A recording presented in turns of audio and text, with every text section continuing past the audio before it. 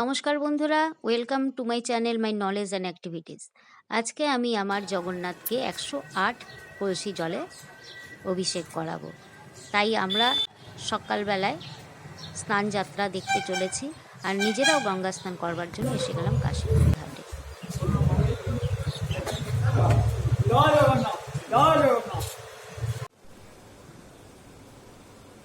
এখানে জগন্নাথ দেবকে সুন্দর করে সাজানো হচ্ছে।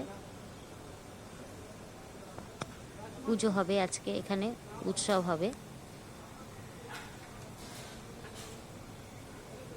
জয় জগন্নাথ কি জয়। মঙ্গলা সর্বমঙ্গলা ঘাট এটা। এখানে দেবী আছেন, শিব ঠাকুর আছেন, ভোলে বাবা মহেশ্বরকে আমি প্রায় এখানে স্নান করতে আসি, গঙ্গার জল নিয়ে যাই আর দর্শন করে যাই ভগবানকে। এখানে অনুষ্ঠানের জন্য চাল ধোয়া হচ্ছে। মনে মনে ভেবেছিলাম একটু ভোগ হলে ভালোই হতো, কিন্তু সেই ভোগ পেতে পেতে 2:30 বাজবে। জগন্নাথ দেবকে স্নান করানো হয়েছে জলে জলাময়। আমরা যখন গিয়ে পৌঁছালাম তখন দেখি একেবারে নদীর ঘাটে জল অনেক দূর পর্যন্ত চলে গেছে। যাই হোক, আমরা বসে একটু অপেক্ষা করলাম। দেখুন কত দূরে জল চলে গেছে। ঘাটে বসে আছি অনেকক্ষণ ধরে। তারপরে শুনলাম 10:30টার সময় বান আসবে, সেই অপেক্ষায় বসে আছি। বসে বসে দেখতে লাগলাম গঙ্গার বুকে কত জাহাজ যাচ্ছে, একটার পর একটা জাহাজ চলে যাচ্ছে, মালবাহী জাহাজ এগুলো। বান এসে গেছে, চলে আসছে উঠে, জল ভরছিল বোতলে, বান আসছে দেখে চলে এলো।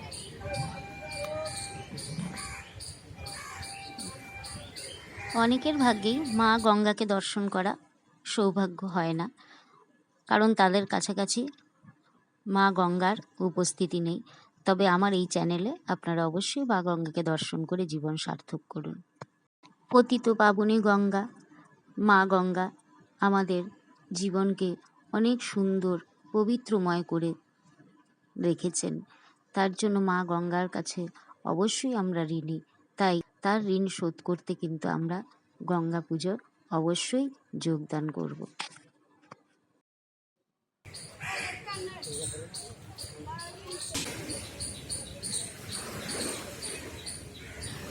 একটার পর একটা ঢেউ আসছে, কেমন তার গর্জন।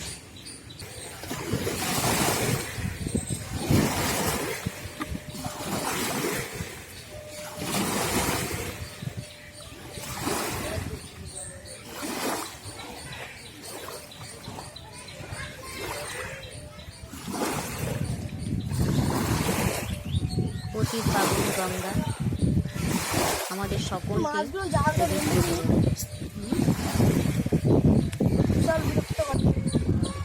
গঙ্গা মায়ের স্পর্শে আমরা সকলেই দেহ শুদ্ধি করি।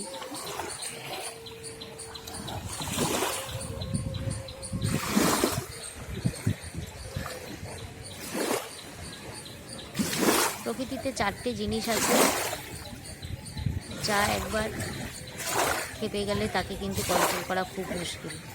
এক হচ্ছে জল, বায়ু, অগ্নি আর নারী। একবার খেপে গেলে তাদের কন্ট্রোল করা খুব মুশকিল। কত ঢেউ আসছে, একটার পর একটা ঢেউ। মনে হচ্ছে যেন সমুদ্রের ঢেউ দেখছি আমরা।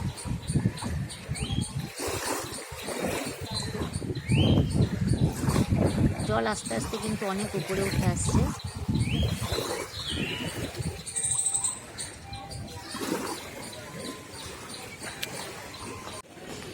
এখন বাজে 10:27 আর একজন বসে আছে সব জায়গাটার মধ্যে জল ভরবে। অর্ধেকটা জল ভরেছিল বান আসার আগে, বান আসতেই বোতল নিয়ে আমরা চলে এসেছে।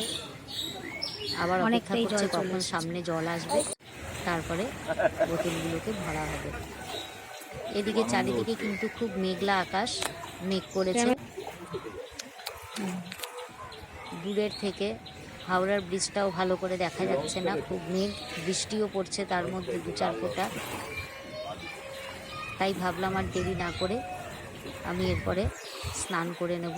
দেখুন আর একটা কত বড় জাহাজ আসছে।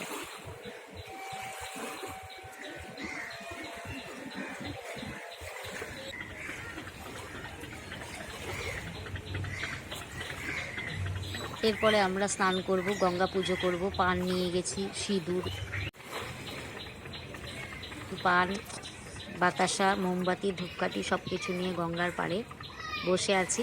স্নান টান করে মা গঙ্গার পুজো দেব, তারপরে আবার জগন্নাথ দেবের দর্শন করব। ইচ্ছে ছিল মন্দিরে ভোগ লাগছে, ভোগটা পাওয়ার জন্য, কিন্তু 2:30টার আগে ভোগ বিতরণ হবে না। এই কারণে ভাঙা মনেই ফিরে যেতে হবে, কারণ অতক্ষণ বসে থাকা সম্ভব না। হাওড়ার ব্রিজটা দেখুন দূর থেকে আবছা দেখাচ্ছে, মেঘলা বলে তাই। এইবারে আমরা স্নান করতে নামব। স্নান করে গঙ্গা পুজো করে জগন্নাথ দেবকে দর্শন করে বাড়ি ফিরব। বাড়ি ফেরার পথে আমি কচুরি আর দোকান থেকে কিছুটা ঘুগনি তরকারি কিনে নিয়ে যাব। বাড়িতে গিয়ে তাকে টিফিন দিয়ে তারপরে আমি পুজোয় বসবো। আপনারা কিন্তু অবশ্যই পুজোটা আমার দেখবেন। 108 কলসি জল দিয়ে জগন্নাথ দেবকে আজকে আমি স্নান করাবো। জগন্নাথ যে সেই হচ্ছে কৃষ্ণ, জগতের নাথ। তাই আমি গোপালকেই আজকে জগতের নাথ রূপে স্নান করাবো। আপনারা অবশ্যই সেই স্নান দেখবেন। জয় জগন্নাথ। যারা আমার চ্যানেলে নতুন তাদের কাছে রিকোয়েস্ট রইল আমার চ্যানেলটিকে সাবস্ক্রাইব করবার জন্য, আর পুরো ভিডিওটি দেখবার অনুরোধ রইল।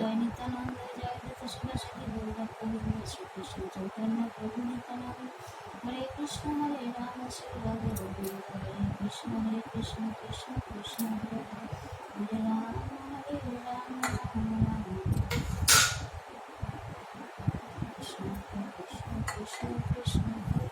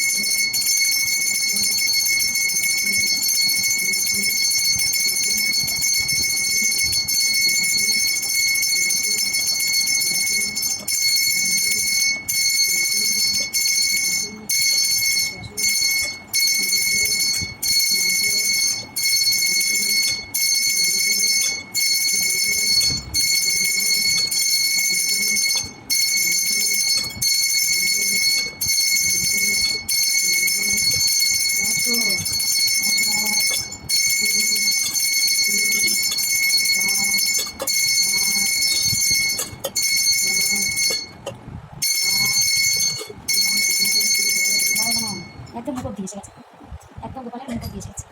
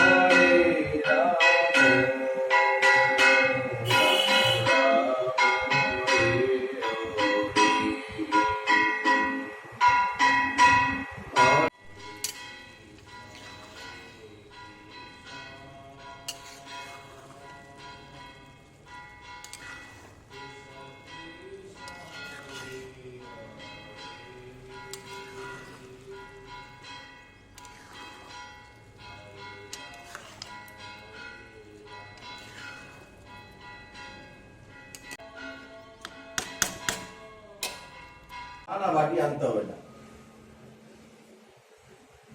বাটি আনার মতো প্রসাদ।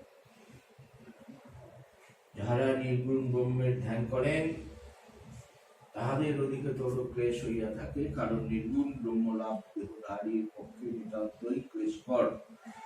কি যাহারা সর্বকর্ম আমাতে সমর্পণ করি একমাত্র আমাতেই লক্ষ্য রাখিয়া ধ্যান এবং উপাসনা